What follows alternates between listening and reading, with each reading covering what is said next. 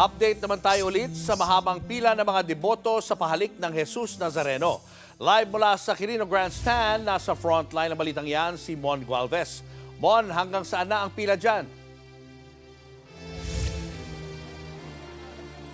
Julius, biglang dami o halos naging triple yung bilang ng mga debotong pumipila para sa pahalik ng Poong Jesus Nazareno. Andito kami ngayon sa kanto ng South Drive at Ross Boulevard kung saan ito na yung pinaka-entrance. No? Sine-check yung mga pumapasok dito, yung mga dala nilang mga gamit. Ito yung pinaka-umpisa mga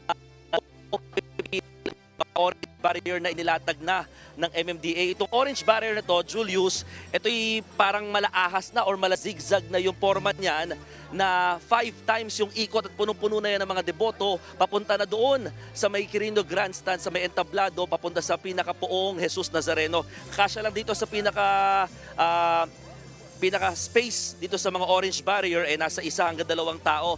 Marami sa kanila dito ay talagang ngayon lamang nakapunta, no? Para nga makapunta sa pinaka-Poon at makahalik. Kayo po, galing ho kayo saan pa?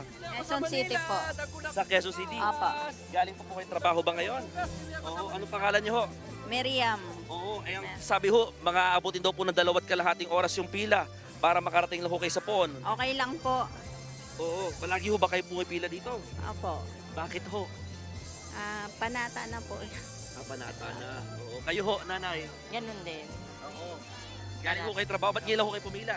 Galing, paglabas ng trabaho, diretso na. Okay, sige ho. Pangalan niyo ho? Miriam Benin. Kayo ho? Grace. Oo. Ayan, medyo marami hong mga kailangan na silang gawin. Eh, paano yan? Hindi na kayo magdi-dinner. Mag-hapunan. Nagmerienda na kami. Merienda na. O meron Sa ano yan? kasama sa Diretso na yun. Sa kasama sa parang ano na no, sakripisyo.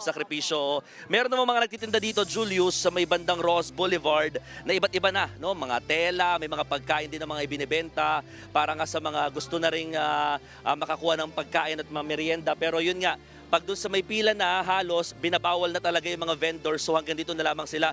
Medyo aabutin na ng hanggang 3 oras.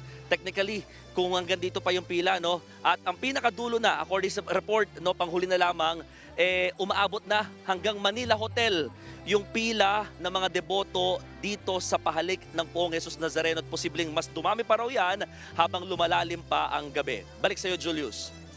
Maraming salamat, Mon Gualvez. Mga kapatid, Julius Babaw po. Iba na ang may alam at may pakialam sa panahon ngayon. Para sa frontline ng mga balita, mag-follow at mag-subscribe sa social media pages ng News 5.